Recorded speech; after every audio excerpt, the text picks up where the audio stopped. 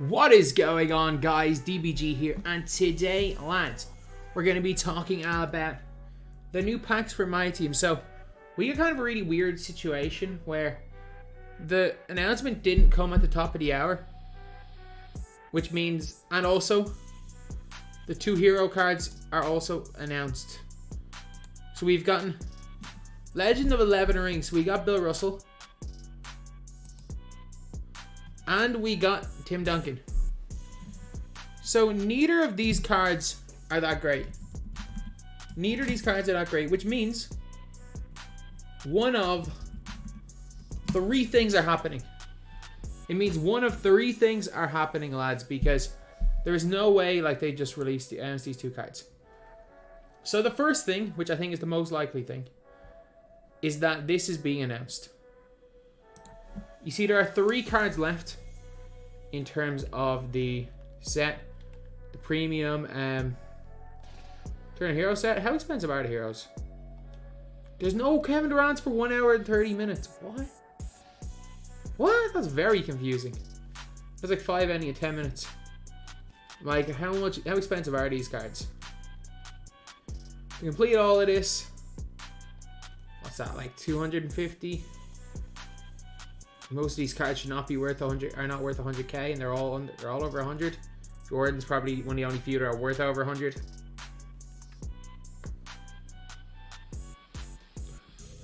So it's probably in and around like 1.52 million. There are 3 players, and we know who 2 of them are.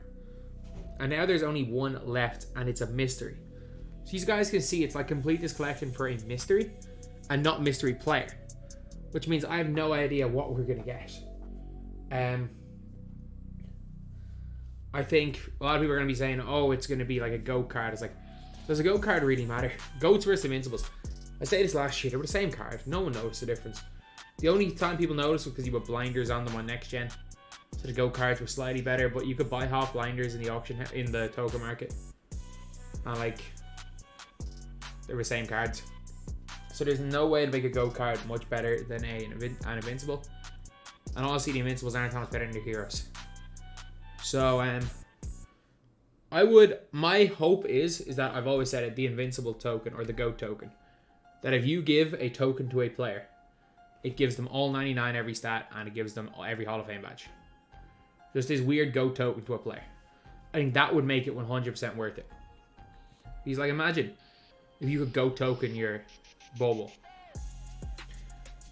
and put that card up in the auction house. Suddenly that card is worth like 2-3 million.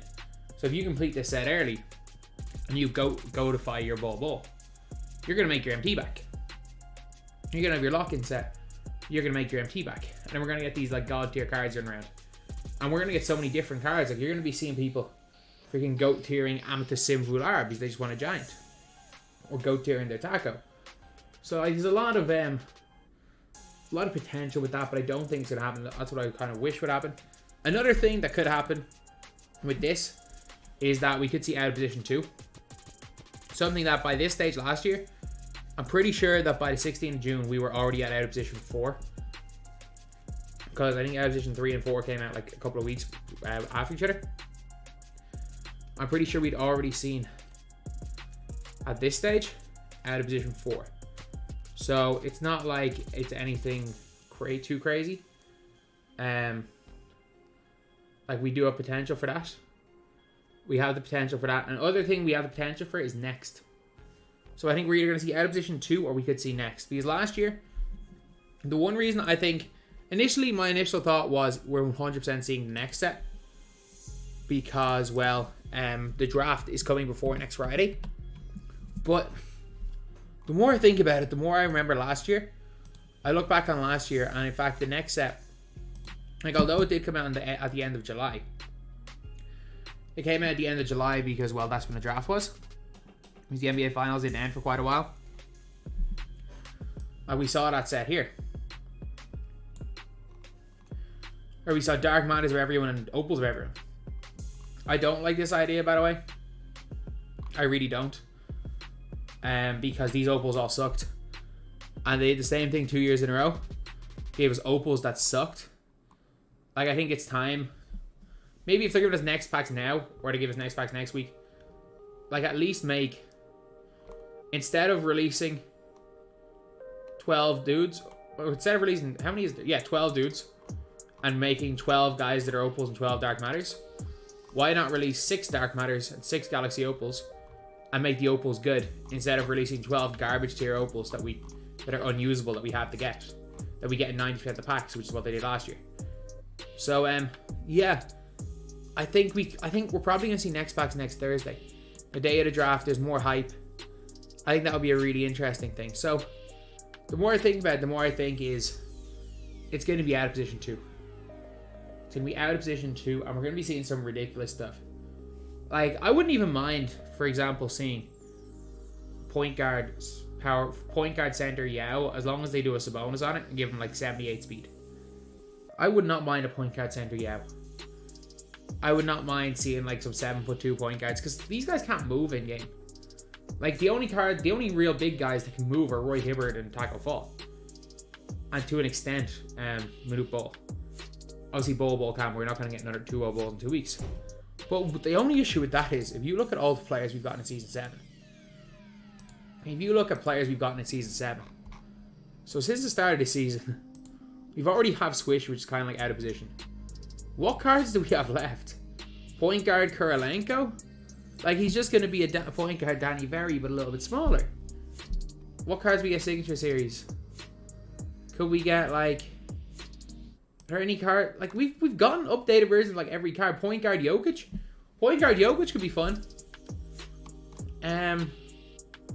All these, like... the one card that I really do want to see in that is Galaxy Opal. Power forward center Nico... Or... what's his name? Jokic. Luka Doncic. Power forward center Luka Doncic. Give him the stats of his signature series card. Give him the badges of his signature series card. And give him quick dribble style like his opal. Like his dark matter. Like, he's clearly not going to take a spot at a dark matter. But he's going to still be an absolute baller. And if you guys want to use Luka Doncic in TTO, make him a Galaxy Opal. He's suddenly 40 KMT. TTO God. Or you can, like, mix around out of position players and just don't have him guard power forward. And suddenly he's the budget goat at power forward. Something like that would be really, really cool. But yeah, that's kind of my theory. There's so many cards we've gotten already in season. It's kind of hard. Maybe point guard Jermaine O'Neal because of how he moves. Shooting guard Kristaps. As long as... The only issue I have with out of position is that normally it just leads to being the set of the 6'9" point guard. And, like, it's not like we haven't gotten 6'9" point guards every week. And, like, there are about 40, 50, 6'8", or 6'6" plus point guards now on my team. That it's kind of like, they kind of lose their hype. I like to see some good 2 guards, some good small forwards. And I would love to see the Galaxy Opal power forward Luka Doncic, who is identical to the signature series with the SIGs of the Invincible. Now, that card would be a great, great thing to see. Anyway, yeah, that's the video. Thank you guys for watching. Please like, comment, and subscribe.